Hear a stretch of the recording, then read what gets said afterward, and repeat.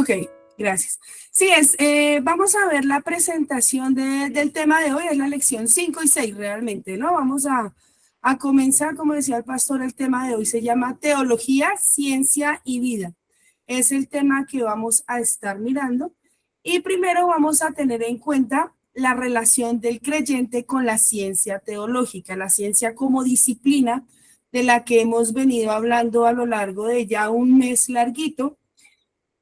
Y vamos a decir primero que el teólogo es una persona común y corriente, cualquiera de nosotros, una persona que está sencillamente con la disposición de poder estudiar juiciosamente la palabra de Dios y todo lo que conlleva a entender la palabra de Dios. Entonces, partimos del principio que tiene conceptos imperfectos, todos son posturas humanas y que se han venido madurando, descartando, acomodando o ajustando a lo largo de la historia.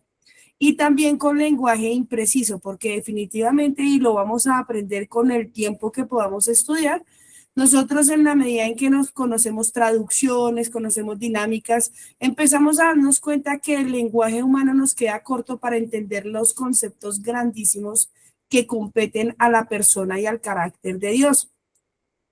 Pero sí podemos decir que el teólogo interpreta, justifica, demuestra las verdades reveladas y afirma lo que la iglesia cree y propone. El trabajo del teólogo realmente es muy grande en el sentido en que establece todos los parámetros, todos los principios de vida que nosotros realmente proclamamos y creemos también.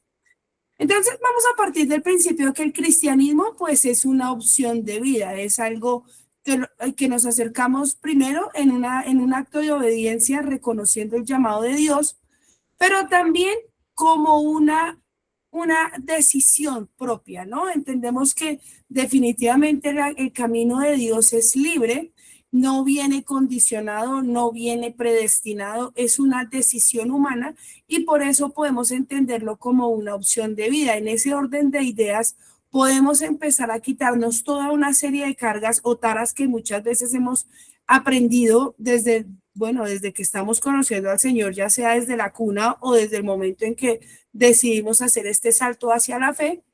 Y también entender que nosotros, en un principio de alteridad, es decir, el otro, tiene derecho a ser diferente, a pensar diferente a mí. Eso no significa entonces que nosotros estamos aquí como salvadores, pues, sino sencillamente estamos como una opción de vida que vamos en el camino madurando e invitando a otras personas a que conozcan esta opción, ¿no? Entonces, en la relación de fe que tenemos como creyentes, vamos a entender que esta tarea de la teología es una tarea intelectual, es una disciplina que exige un compromiso serio, juicioso de parte de nosotros, es demandante en la medida en que queremos comprender y explicar las verdades que hemos creído, que nos han sido enseñadas, que nos han sido mostradas a lo largo de la vida que llevamos en el camino de Dios y también entendiendo que como ciencia debe ser comprendida. La fe científicamente dice aquí, la fe demanda de la teología y la teología demanda la fe. Así, tanto la fe del creyente como lo que se cree se posibilitan mutuamente. Yo creo y por eso indago, ¿sí? Pero al indagar debo reconocer que es parte de lo que yo creo. Esto es una simbiosis que permite que realmente sea un compromiso de fe maduro.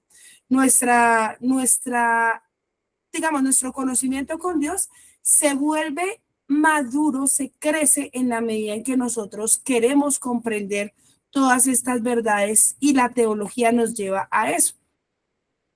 Me gusta mucho esta frase y si ustedes llevaron juiciosamente la lectura, la encontraron allí. El teólogo Hans Urs von Balthasar dice, el conocimiento se dará siempre y solo sobre el fundamento de la fe. Es una frase muy sencilla y muy profunda si la vamos a ver. Nosotros solo vamos a reconocer, a conocer a Dios desde el fundamento de la fe. De lo contrario, se vuelve una disciplina árida, ¿no? Se vuelve una cosa que realmente podría perdernos en el camino si nos desconectamos de nuestro proceso de fe. La teología nace de la fe, definitivamente. La explica y la conduce a ella. La justifica, la aumenta y la ilustra. Esto es así. San Agustín advertía a sus discípulos, y aquí dejo la cita, como lo dice nuestro autor que estamos leyendo: repudiar tanto a los que filosofan sobre las cosas sagradas como a los que desprecian la filosofía para explicarlas, lo que equivale a decir que es necesario desechar a quienes al pensar no rezan y a los que al rezar no piensan. Es interesante este juego de palabras aquí, ¿no? Porque nosotros vemos que definitivamente la fe no es un fideísmo, digamos, obtuso, en donde muchas personas se quedan con lo básico, con decir no lo creo porque no puedo, porque me prohíben, porque no es de Dios, porque, bueno, muchas cosas que la gente a veces utiliza como un comodín, como para desconectar nuestra mente de lo que estamos profesando. Por el contrario, es una invitación a pensar, a rezar o a orar, en el caso, en nuestro lenguaje cristiano, al orar pensando. Es una invitación a no desconectarnos de esa parte. Entonces podemos decir que la unión entre la fe y la teología no es solo coherencia, y esto es algo como que se da de manera natural, porque yo debo creer en lo que estoy reflexionando, pero también en la medida en que creo, debo profundizar en lo que estoy estudiando. En el caso de nosotros, ¿cuál es nuestro objeto de estudio? La teología se encarga de estudiar los hechos y los dichos de Jesús.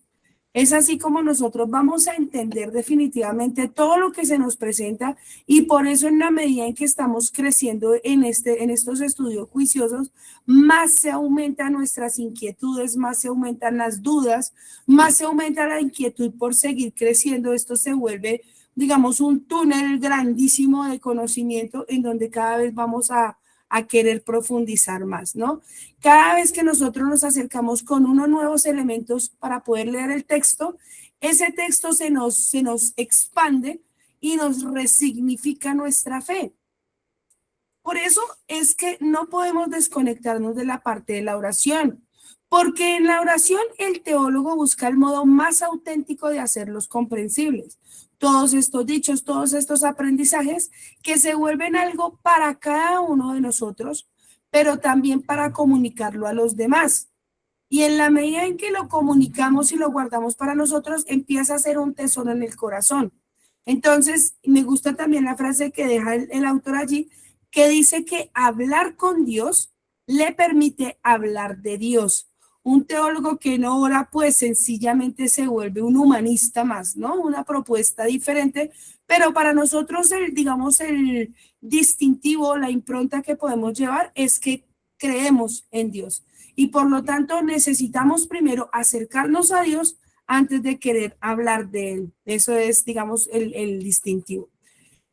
Cuando hablamos de la ciencia teológica, y ojo porque el término nos dice ciencia, nos da varios elementos allí. Uno de ellos, el más importante, es la revelación divina. Dios no es el objeto de nuestro estudio, es Dios que se nos revela y nos permite a nosotros comprenderlo. Digamos, en un acto de aceptación y comprensión, nosotros podemos empezar a entrar dialogando con Dios, que es el que toma la iniciativa siempre, y desde la lectura de la palabra de Dios lo entendemos. Es Dios el que da la apertura para que el ser humano se comunique con él. Entonces, eso tenemos que tenerlo en cuenta. El texto nos habla también de una cita del teólogo Piero Coda que dice: la teología es docta fides, docta spes y docta caritas.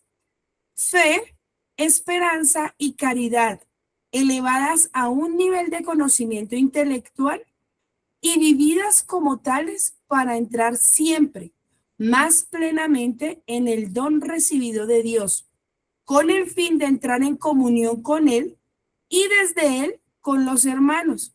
Qué hermosa esa cita me parece, y nosotros vamos a desglosarla un poco. Esa cita nos está diciendo varias cosas. ¿Qué significa? Primero, La fe, la esperanza y el amor que se viven en la experiencia cotidiana. Pero luego llega a un nivel que se eleva hacia el conocimiento intelectual.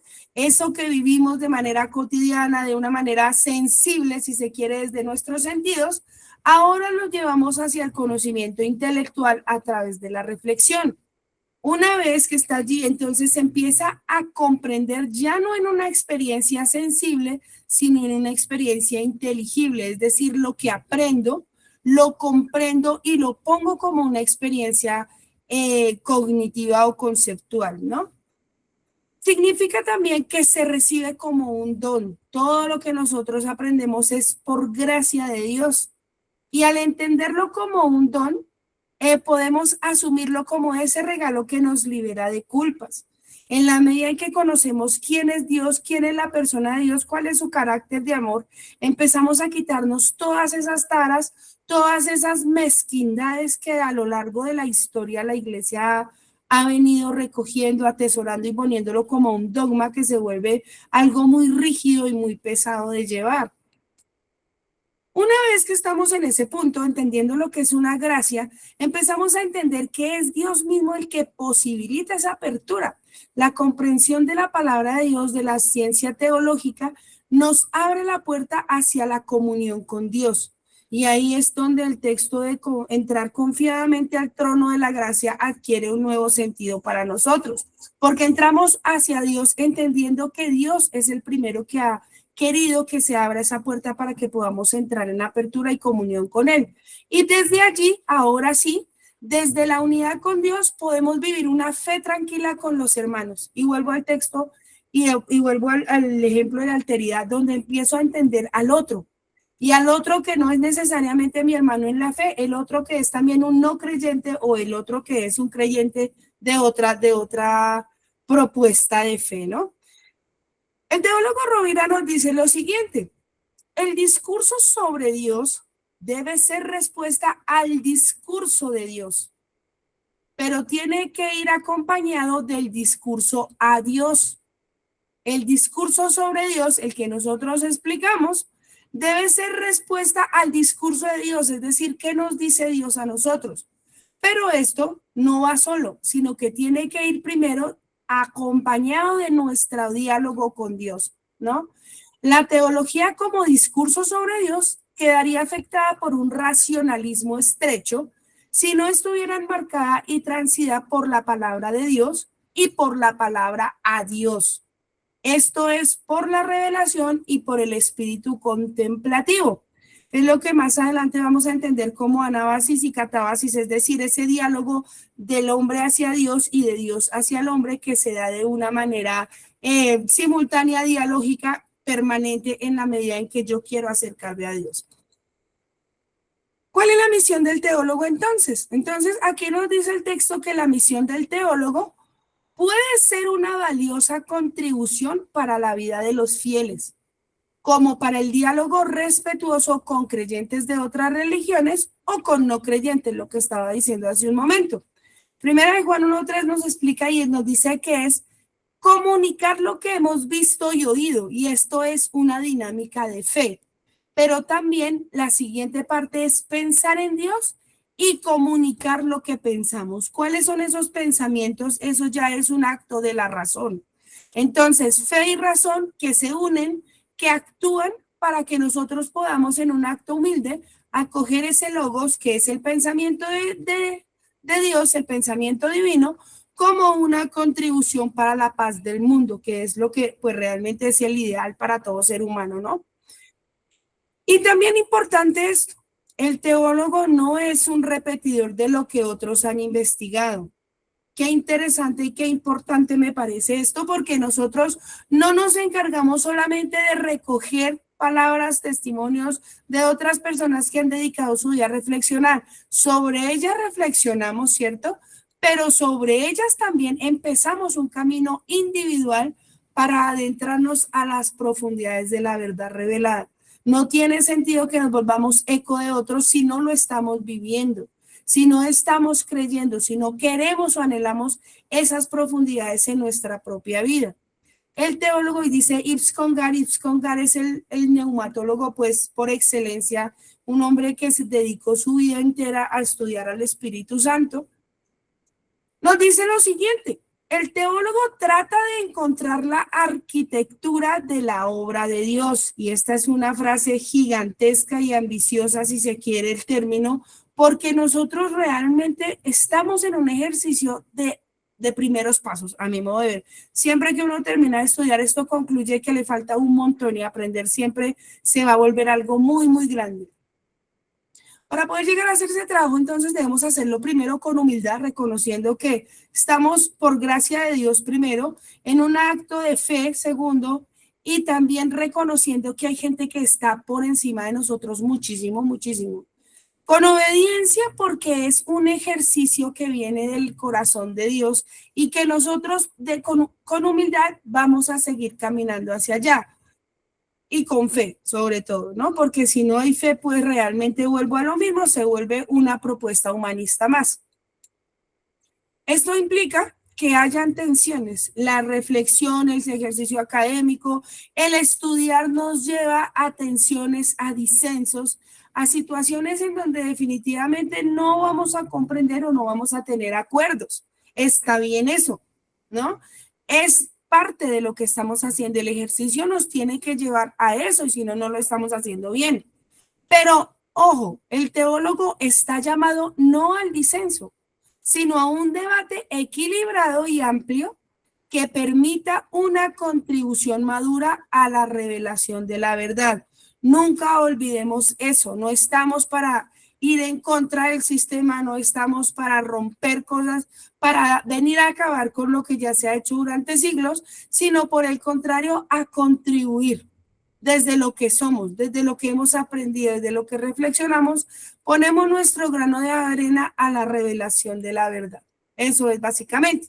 En cuanto a la parte de la teología y vida, entonces, el autor nos explica que los creyentes aumentan su fe en la medida en que pueden reflexionar sobre ella, y esto tiene todo el sentido del mundo. Si yo voy comprendiendo, mi fe se consolida, crece, va en aumento, ¿cierto? Y en ese orden de ideas, mientras aumenta, se despierta en nuestro corazón el deseo de comunicarla y de vivirla con mayor exigencia. Creo que todos los que están aquí en algún momento de su vida han sentido algo parecido, o decirlo de esa manera, pues tan concreta, ¿no? Porque si no, no estaríamos acá. Esto es un ejercicio que nos despierta a nosotros un deseo de vivirla con mayor exigencia. Estudiar conlleva a fortalecer la fe, a vivirla y a comunicarla. El acto de fe tiene el propósito de alentar y elevar la fe de los creyentes, al tiempo que nos induce a anunciarla y a propagarla. Definitivamente todo lo que estamos haciendo es parte de nuestra deseo de evangelización. Todo lo que nosotros somos, hacemos, porque no siempre estamos en un ejercicio como este de construcción dialógica, de una construcción de fe, sino que nos vemos en diferentes escenarios. En esos escenarios es donde nosotros podemos inducir a los demás a anunciar el evangelio, a propagarlo, o sencillamente a darle a las personas lo que necesitan, ¿no? Y esto me parece también lindo, o sea, es que realmente este tema me pareció muy bonito. Y dice que el teólogo no debe discutir la fe, pero manteniéndola firme, amándola y viviendo conforme a ella, puede humildemente y en la medida de lo posible buscar razones por las que la fe es como es. Esas crisis de fe, esos momentos en que nos peleamos con lo que no entendemos, o lo entendemos pero no nos parece, todo ese tipo de cosas que vivimos en nuestro diálogo con Dios. Entonces allí el teólogo no está para eso, no está para discutir, sino sencillamente para poder mantenernos firmes en la medida en que vamos comprendiendo. Y lo dice allí: si consigue entender, se lo agradecerá a Dios. Pero si no, pues en un acto de obediencia se someterá. ¿Sí? Y eso es, porque algo que es bien importante y es muy pertinente decirlo, es que la teología no tiene todas las respuestas. Nadie tiene todas las respuestas. Deuteronomio 29:29 nos lo explica muy bien, ¿no?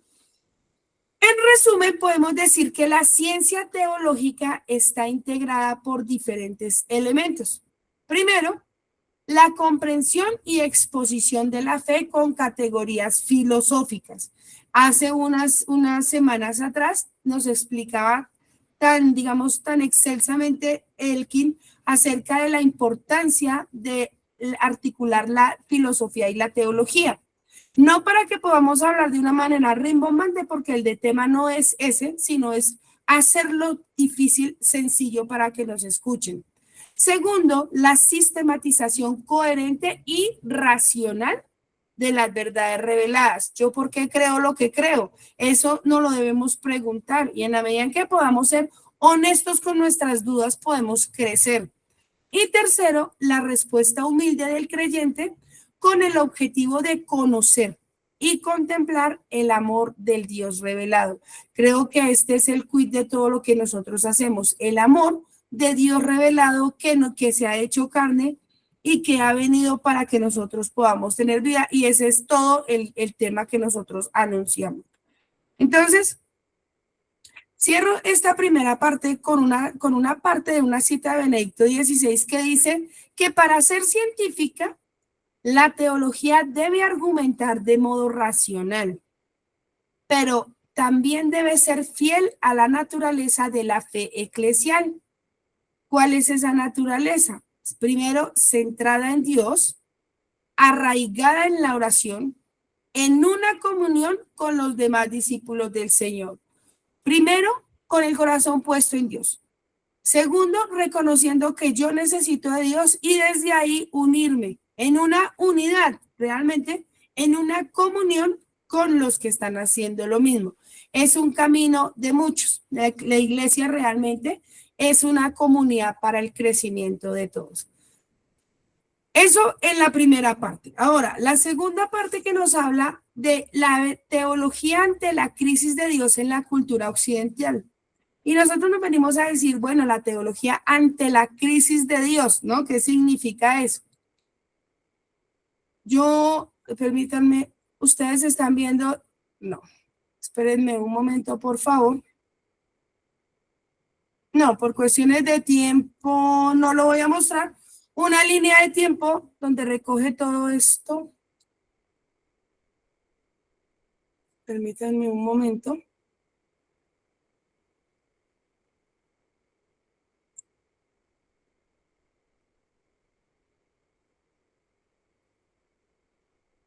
¿Estoy compartiendo o no? No, señor. Ok, permítanme un momento, por favor.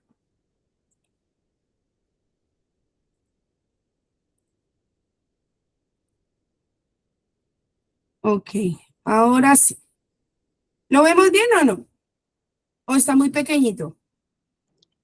Está un poco pequeño, pero se puede apreciar. Bueno, básicamente, bueno, lo voy a dejar de una manera, un vistazo rápido, simplemente para llevar el hilo conductor que lleva nuestro autor, que nos habla de la cultura religiosa del siglo XXI. Primero lo que nos dice es que se ha generado una cultura, y hoy día lo observamos, que es en contra del conocimiento de Dios. Se le atribuye a múltiples razones, entre ellas, incluso algunos se van hasta el tiempo del humanismo y el renacimiento, es más o menos, él nos dice desde el 1350 hasta 1550, ¿no?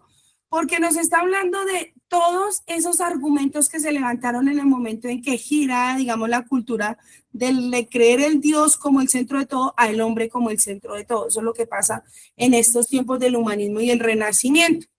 Nos habla de Descartes, de René Descartes, que es el que nos pone la duda metódica y todo el fundamento de nuestra epistemología moderna. Luego va pasando en una línea por la Ilustración, es decir, siglo XVIII, en donde nos da énfasis a diferentes corrientes filosóficas.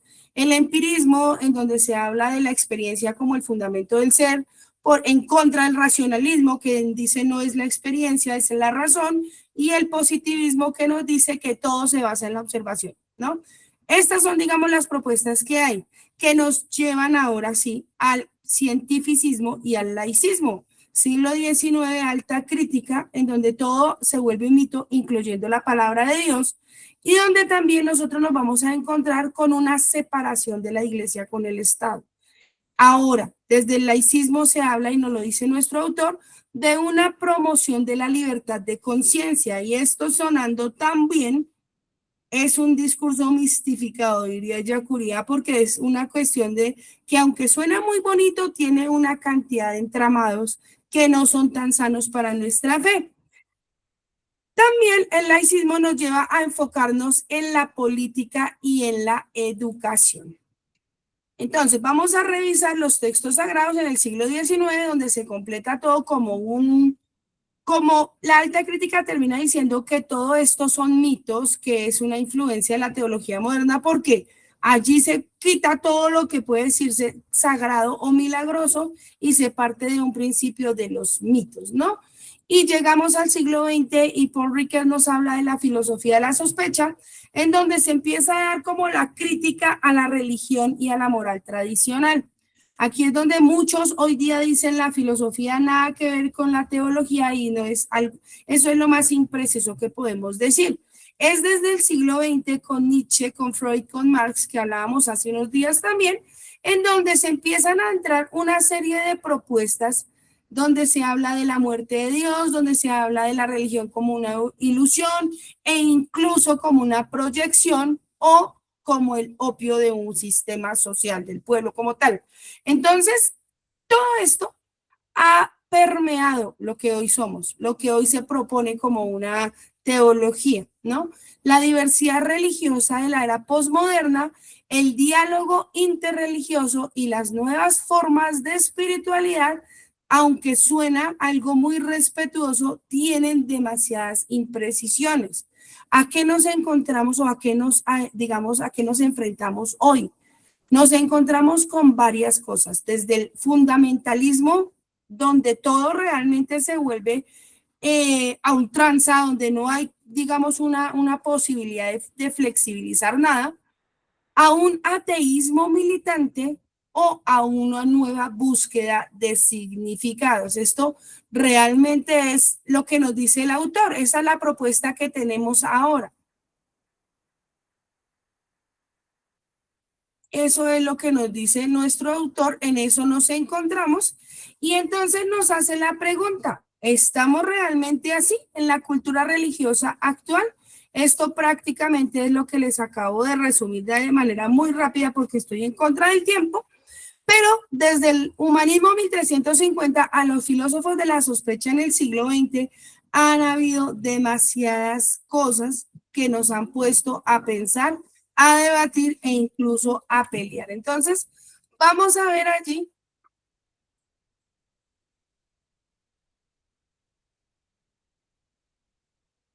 como Jürgen Habermas lo dice, la fe se ha descarrilado. Y eso, pues me gustaría de pronto ahora, en el momento de las preguntas, que escuchar algunas opiniones al respecto, porque es con lo que vivimos hoy por hoy, ¿no? Yo siempre he pensado que si la Biblia está escrita hasta el final de los tiempos, estos tiempos están incluidos. Por lo tanto, pues es una frase lapidaria, si se quiere, pero pues nos pone a nosotros como predicadores, como personas que sirven a Dios de una u otra manera, a pensar si están así. El autor nos pone otra pregunta, o más bien nos lo categoriza desde los preámbulos de la fe, en donde nos llama a nosotros a empezar a trabajar hacia una reconquista de los conceptos básicos de la reflexión. Frente a todo lo que hemos hablado, o más bien que he esbozado de una manera muy rápida, hoy por hoy debemos volver a los conceptos fundamentales. La verdad y el error, el bien y el mal y todo este tipo de cosas que nos llevan a nosotros a tener realmente peso en lo que estamos hablando. Ahora, nosotros podemos decir, ¿esto es de ahora? No es ahora, no es de ahora solamente. A lo largo de la historia de la iglesia hemos tenido desafíos muy parecidos. Pero como decíamos o lo mirábamos desde el mapa de la línea de tiempo, aparentemente hay una ola o una cultura de retorno a Dios, en la cual se evidencian algunas imprecisiones. Cuando usted escucha propuestas espirituales hoy por hoy, escucha cualquier cantidad de propuestas que tienen mensajes muy ambiguos. E incluso hay una línea en donde se naturaliza tanto la persona de Jesús que lo llevan hasta el nivel de un profeta más. Se le quita, digamos, todo el carácter de la unión hipostática en donde tenemos a un Dios de doble naturaleza, donde vemos a Jesús como realmente Dios y lo dejamos en el nivel puramente humano, el Jesús histórico del que se habla en el siglo XIX, donde decimos fue un hombre que fue muy buen hombre, de hecho, y nos dejó un buen ejemplo de vida, pero hasta ahí, ¿no? Y entonces, como teólogos, como personas que estudian la palabra de Dios, podríamos preguntarnos, ¿se está generando un ambiente de pesimismo? El autor Fernández nos da esperanza al respecto y nos dice que la teología se abre paso en ambientes paganos. La historia de la iglesia nos muestra muchísimo eso. Se abre paso entre las posturas ideológicas contrarias y aún en medio de argumentos personalistas que desdibujan la fe.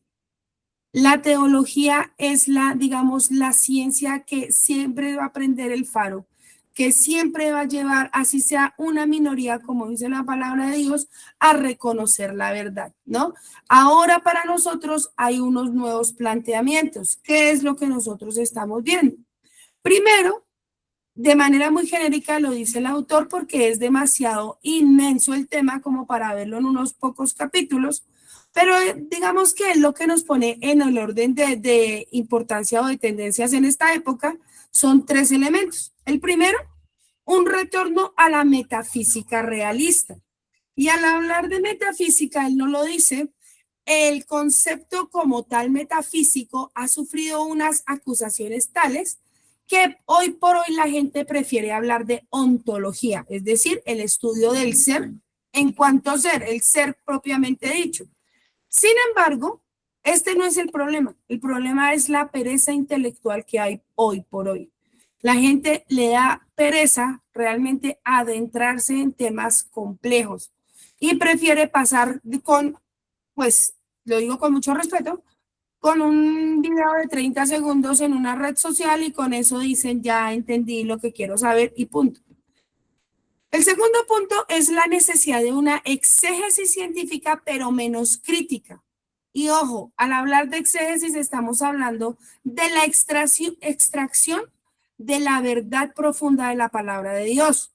Lo que el texto me dice a mí para que yo le comunique al otro, pero hoy por hoy se ha cambiado por una eisegesis, es decir, el acto contrario, en donde yo cojo mis ideas y las incluyo allí para justificar o para que la Biblia soporte lo que yo quiero que los demás crean.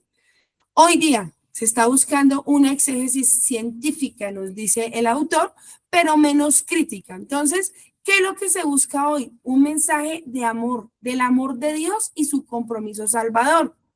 Es necesario hoy por hoy aunar la cristología con la antropología, reconociendo la grandeza divina, no quitarle mérito al hombre que cree, al hombre que crece, al hombre que avanza en su fe. Definitivamente hay que, digamos, entenderlo como tal, pero sin dejar de contemplar la grandeza de Dios. Ninguno de los dos tiene menos mérito, pero nosotros reconocemos, siempre debe ser así, que la grandeza le pertenece a Dios. Y por último, el diálogo de la teología con todas las ciencias, en todos los niveles. ¿Por qué nos da miedo hablar? Porque no tenemos argumentos. ¿Por qué nosotros nos quedamos callados? Porque no sabemos cómo contestar. Las ciencias, todas las disciplinas humanas, deben aprender a dialogar entre sí y entre esas la teología, porque de esa manera podemos entender todos los procesos que estamos viviendo. Y nos dice el autor que la teología como ciencia de Dios debe estar interesada en todas las parcelas del saber humano, especialmente aquellas que limitan con la fe y cómo se plantean en la cultura de nuestro tiempo. Realmente el desafío es grande, realmente hay mucho y creo que es un tema bellísimo el que hemos abordado hoy, porque nos deja interrogantes y pues de esto se trata, ¿no? ¿Cómo nosotros hoy por hoy podemos entender?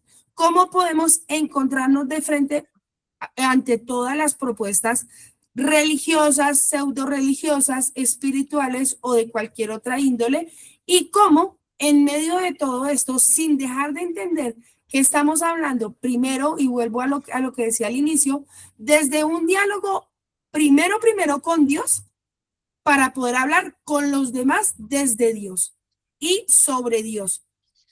¿Listo? Con eso cierro.